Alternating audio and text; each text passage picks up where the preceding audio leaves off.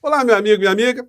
Felizmente, pessoas como você e eu estamos ficando cada vez mais perto de nos livrarmos de uma espécie de novo circo dos horrores que se abateu sobre o nosso país desde que a figura do inelegível, trazendo com ele uma Orcrim, chegou até o poder central do nosso país.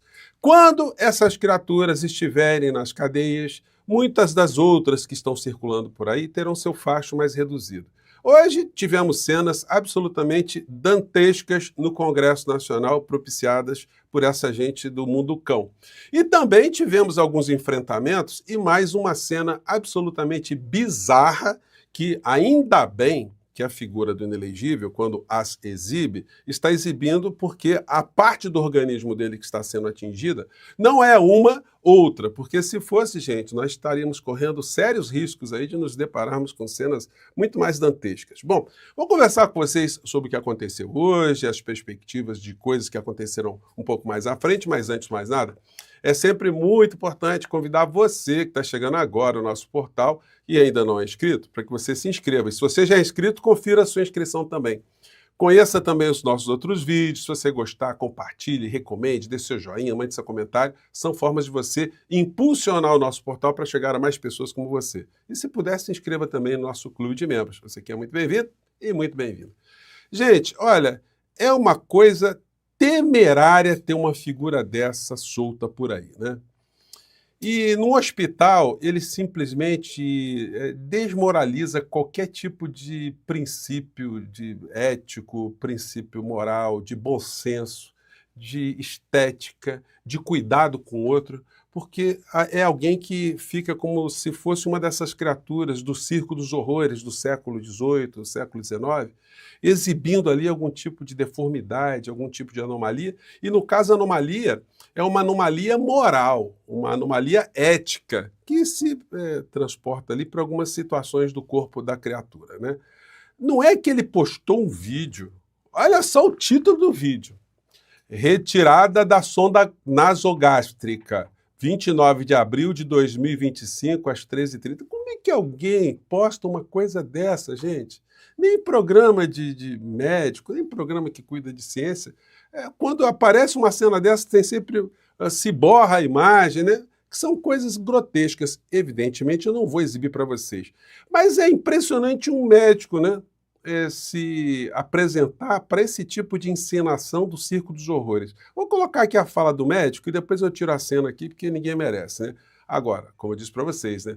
Já pensaram se a enfermidade de sua excelência se encontrasse numa outra parte do corpo humano, em que ele tivesse ali que fazer algum tipo de exibição? Bom, vamos ver aqui, né?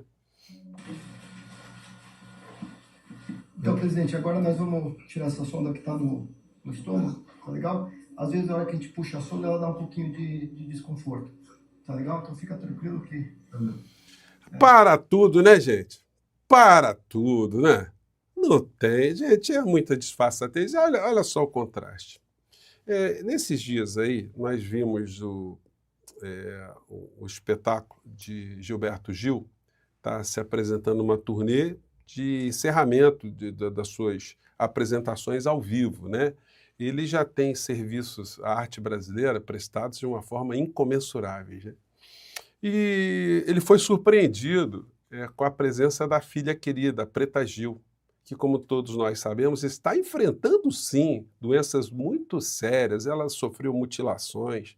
Lutar contra um câncer é uma coisa que exige da pessoa uma força interior muito grande. E mais do que isso, ela está, mesmo diante de todas as suas dificuldades, se apresentando para as pessoas para dar uma motivação, para estimular as pessoas a se cuidarem, a se prevenirem, a procurarem sempre um melhor atendimento, as melhores terapias, enfim, com muita altivez, muita força. E ela foi levada, mesmo com todas as circunstâncias que ela está sofrendo agora, todos os problemas, e foi levada ali para cantar junto com o pai. E o Gil não se aguentou, né? Então, para a gente ver um contraste, vou colocar só um trechinho aqui, né?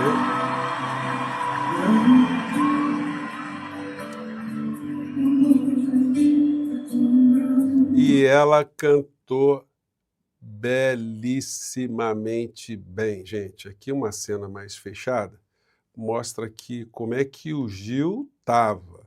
O pai cantando com a filha, vendo o que a filha está passando, mas ela esteve ali com ele, né?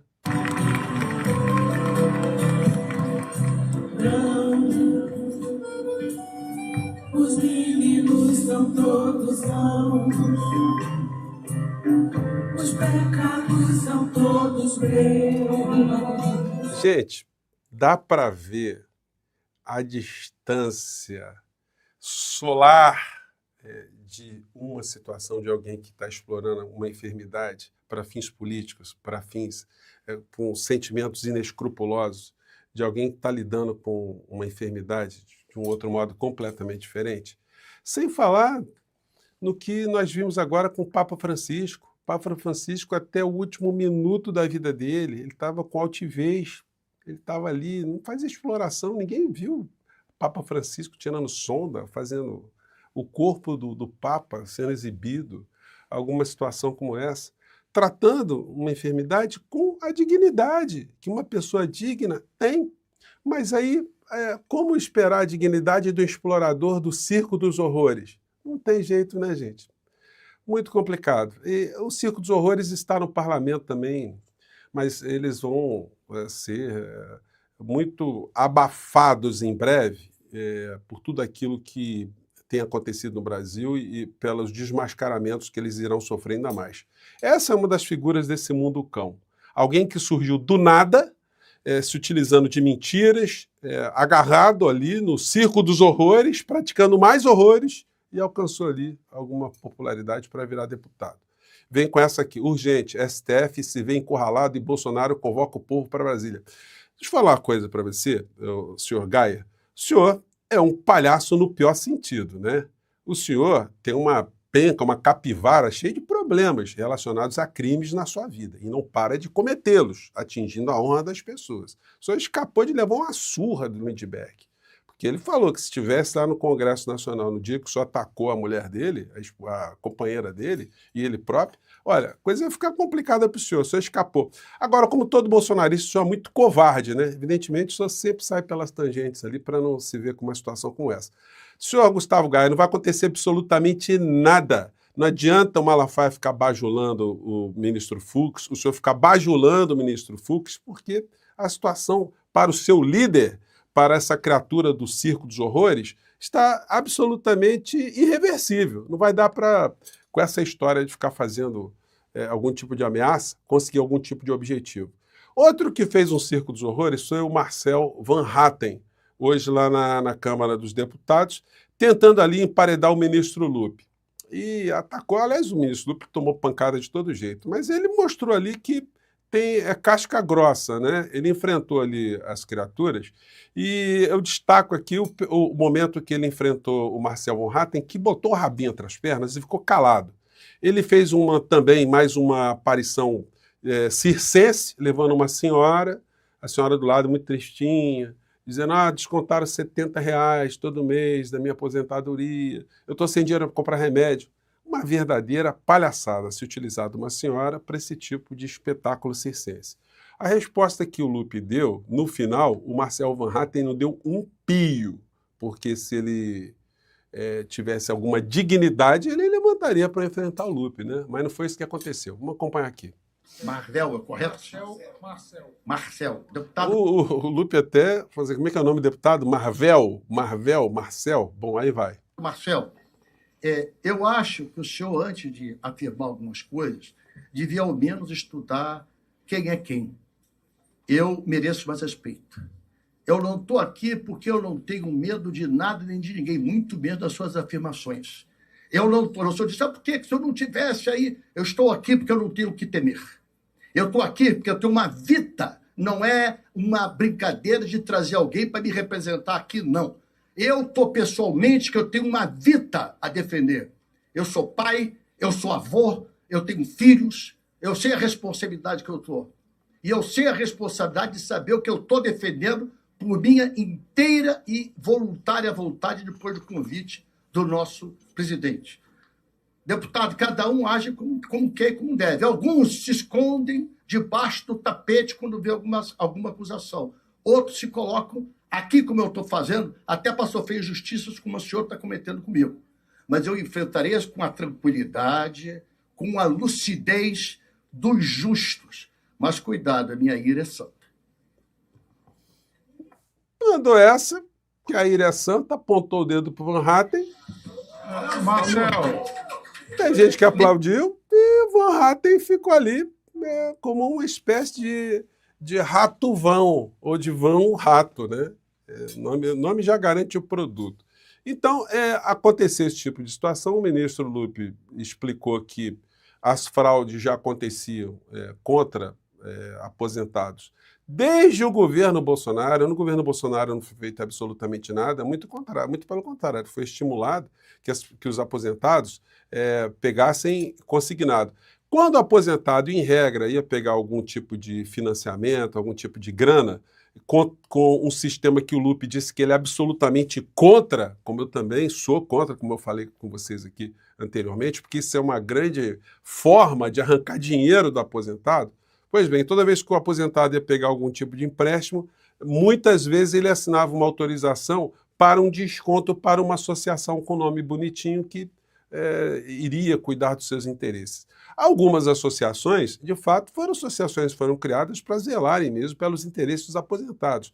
Mas nesse rastro, picaretas também montaram algumas estruturas para, junto com esse consignado, tomarem dinheiro dos aposentados. Isso está sendo apurado por denúncias do próprio governo, com ministros do próprio governo, e, portanto, o Lupe está se mantendo nessa história em função de ter transmitido para o presidente Lula que está agindo com responsabilidade. Se ele está agindo com mais eficiência ou menos eficiência, olha, isso nós saberemos só no transcorrer dessas histórias todas. Mas a maior lesão que foi feita contra aposentado aqui no nosso país foram nos últimos 4 anos de governo Bolsonaro.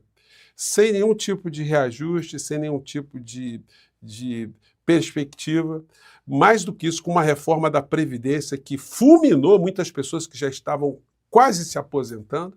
Muitas pessoas tiveram que trabalhar muito mais, enfim, com as regras que nós sabemos, as dificuldades todas que foram criadas.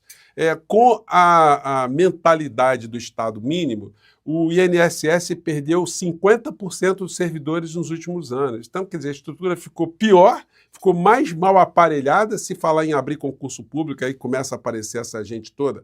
Ah, mas vai furar o teto de gastos, e o governo está gastando muito.